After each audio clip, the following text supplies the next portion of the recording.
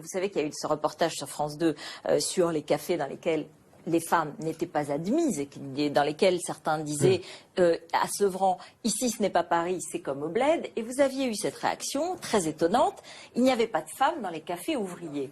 Et je me suis dit, mais alors pour Benoît Hamon, dans le fond, et peut-être pour un certain nombre de ses élus, amis de ces élus de banlieue, le nouveau prolétariat, ce sont les fondamentalistes musulmans, les ultra-traditionnels musulmans, et donc dans le fond, ils sont opprimés, et donc on peut tout accepter d'eux, y compris lorsqu'ils reproduisent une discrimination. Dans un de mes engagements, une quelconque parole qui laisse à penser celle-là, non, j'ai prenez la totalité de ma déclaration.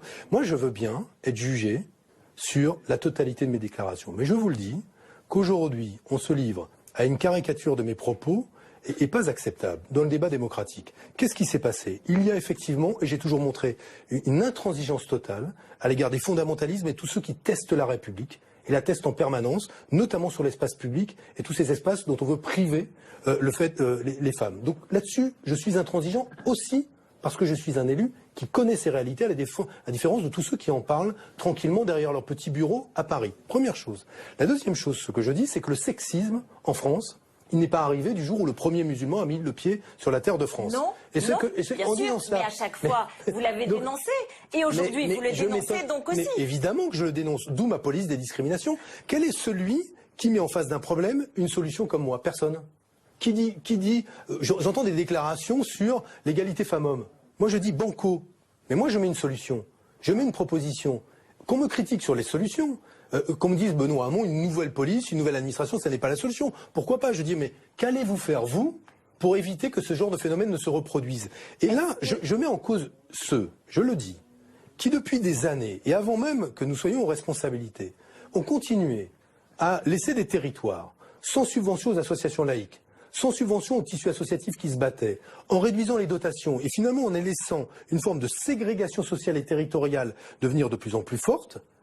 Mais parce que là n'est pas la question. Là n'est pas la question. Mais qui c'est qui se bagarre sur le terrain roté? Non, mais Benoît Hamon, pourquoi vous êtes passé du domaine de la culture et de l'islam politique au domaine social? Là, on parle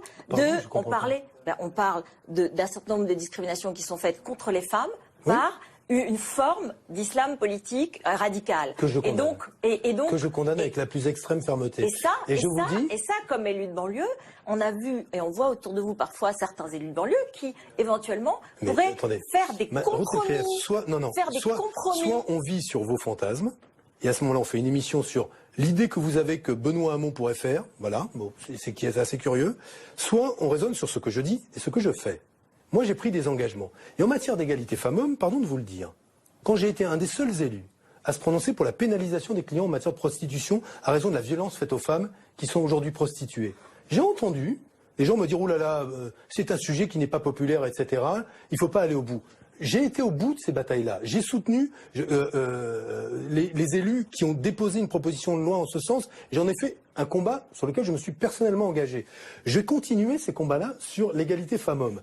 Maintenant, je vous le dis, vous ne me ferez pas dire que le sexisme est né du jour où les musulmans sont arrivés en France. Ça n'est pas vrai. Ça n'est pas. Oui, bah voilà. Mais je suis content de vous l'entendre dire aussi. Mais parce personne n'a dit ça. Oui, mais sauf qu'on voudrait réduire. Il faut aussi dénoncer ce sexisme-là. Mais qu'est-ce que je viens de faire 3 fois? Vous êtes d'accord? Qu'est-ce que j'ai fait 3 fois et ce jour? D'accord.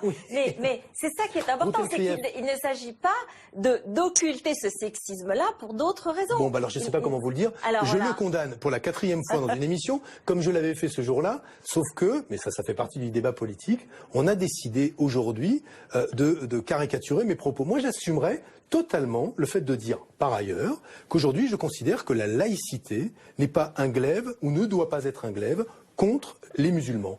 Qu'aujourd'hui, on se bat... Est-ce que c'est difficile? Il ne faut pas parler de laïcité en banlieue? Il ne faut pas parler de laïcité dans certains quartiers? Mais vous croyez quoi? Non, mais je vous pose la question. Est-ce que c'est ça? Mais non, mais aujourd'hui, la laïcité, on n'en a jamais autant parlé. Est-ce qu'on en parle bien? Je considère que non, quand on en fait une arme contre une religion. Moi, je vais vous dire d'un mot. je ne suis pas pro-musulman, je suis simplement pas anti-musulman. Et je considère ceux que qui la défendent laïcité... la laïcité sont anti-musulmans. Non, je considère justement que la laïcité, c'est le moyen de faire vivre ensemble ceux qui croient et ceux qui ne croient pas, et qu'il faut être aujourd'hui, dans l'approche qu'on a de ce débat-là, dans une démarche qui est une démarche qui respecte les principes de la loi de 1905. Et la loi de 1905, si on s'en souvient, dont Aristide Briand disait qu'elle devait être interprétée dans le sens le plus libéral, c'est-à-dire de permettre la coexistence entre ceux qui croient et ne croient pas, assure la neutralité, à condition de respecter les lois de la République. l'État. Mais bien à sûr. condition de respecter les lois de la République. Route et Et que les prière. lois de la République soient supérieures à toutes les autres. Mais On est bien évidemment, d'accord. mais évidemment, Mais mais, parfois, il y a parfois, il y a peut-être une ambiguïté. Mais chez qui? Parfois, il y a peut-être une ambiguïté. Mais vous me faites un... Ah non, je non, vous mais... le dis très sincèrement, vous me faites un procès sur quoi? Sur une déclaration que j'aurais faite? Non, mais sur peut-être quelques de vos proches. Un an après Charlie, votre porte-parole Alexis Bachelet s'est affiché à Gennevilliers avec le président du CCIF, le collectif Mais contre écoutez, l'islamophobie, interrogez-moi. proche des Tariq Ramadan, proche de l'imam de Brest.